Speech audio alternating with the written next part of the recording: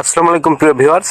বাংলাদেশে বর্ষা মৌসুমে প্রচুর বিবাহ অনুষ্ঠিত হয়। আগে যেখানে বর বা বউ পালকিতে করে এবং বরযাত্রীরা পায়ে হেঁটে করে যেতেন, এখন সেখানে আধুনিক কালে রাস্তাঘাট বা যোগাযোগ ব্যবস্থার চরম উন্নতির ফলে বর বা বউ প্রাইভেট কারে করে এবং বরযাত্রীরা মাইক্রোবাস বা মিনি বাসে করে যান।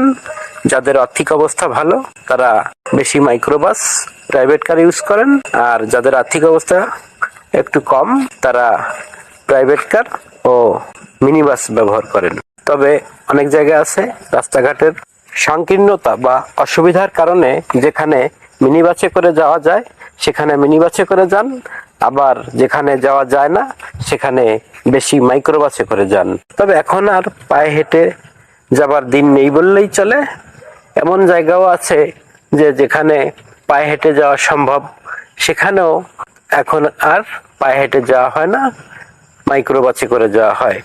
এমনকি এমনও দেখা যায় যে বড় কনের বাড়ি কাছাকাছি, কিন্তু তারা নাম কামানোর জন্য গাড়িতে করে দূর দূরান্ত ঘুরে আবার সেই কাছেই আসেন। কারণ বাংলাদেশের মতো মুসলিম প্রধান দেশে বিবাহ হলো পরিবার গঠনের অন্যতম বৈধ ও পূর্ব শর্ত।